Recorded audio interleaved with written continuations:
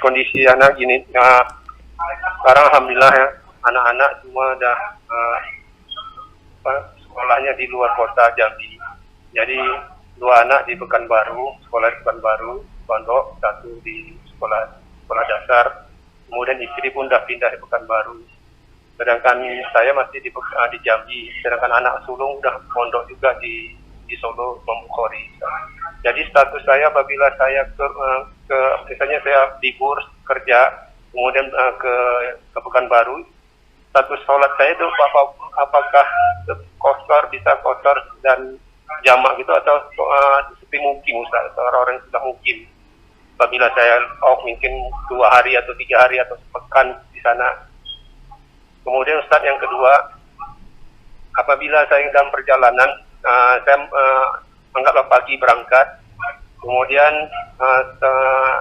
pagi berangkat zuhur saya langsung aja, nggak pas sholat zuhur, saya langsung aja, tapi sholat asarnya tak di Pekanbaru. Nah itu statusnya gimana? Apakah yang tadi zuhur tadi status kita kosor, jamak kosor, atau gimana Ustaz? Apakah dan mana saya duluan? Zuhur duluan atau asarnya duluan, kemudian baru zuhur setelah itu?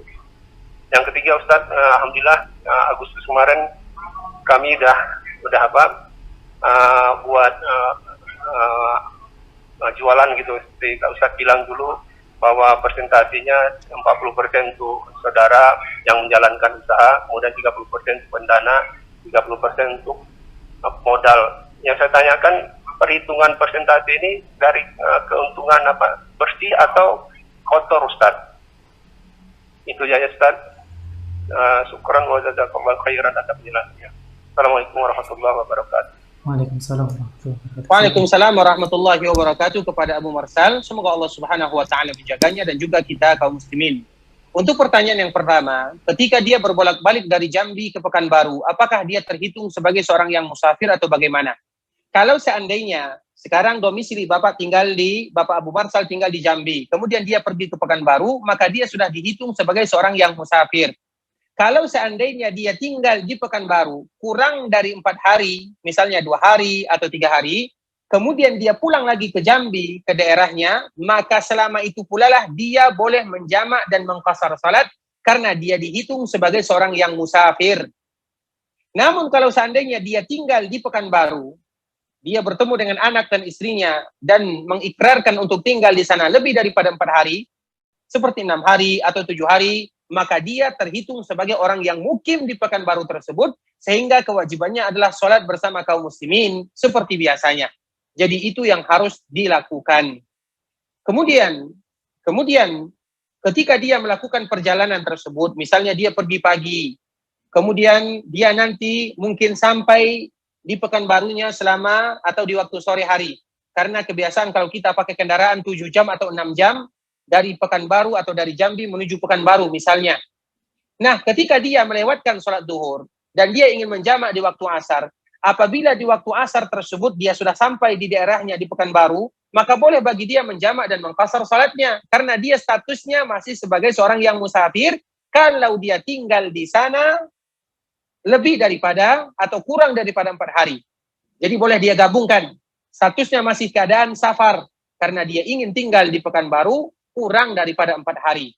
Dan apa yang harus didahulukan? Tentunya didahulukan adalah zuhur, kemudian baru asar. Dan alhamdulillah, di dalam masalah jamak dan qasar merupakan keringanan yang Allah Subhanahu wa taala berikan kepada kita, terutama bagi mereka yang melakukan perjalanan kurang daripada 4 hari atau ingin pergi ke suatu tempat kurang daripada 4 hari, maka status mereka adalah sebagai seorang yang musafir, boleh bagi mereka menjamak dan mengqasar dan mengumpulkan ibadah salat. Namun kalau lebih daripada itu, maka mereka dihitung sebagai seorang yang mukim.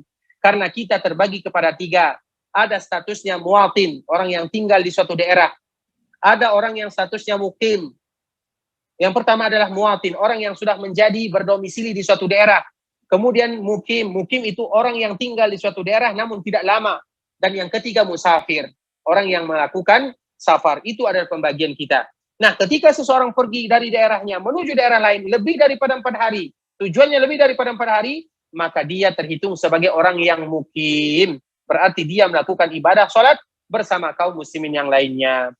Kemudian untuk pertanyaan yang terakhir, masalah dharibah atau masalah kita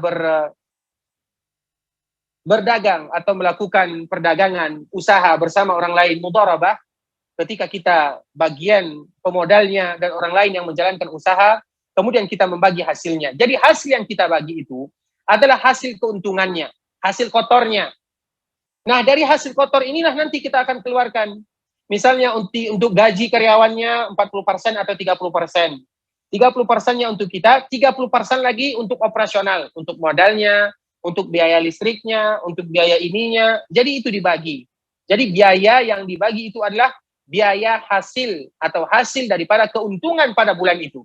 Misalnya kita menghitung setiap tanggal 1 di awal bulan. Kita lihat misalnya keuntungan kita pada bulan itu adalah 1 juta keuntungan kotor.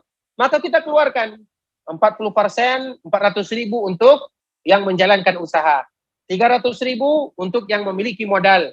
Nah, sisanya adalah bisa jadi untuk dikembalikan kepada modal atau untuk diberikan kepada operasional apa yang kita usahakan.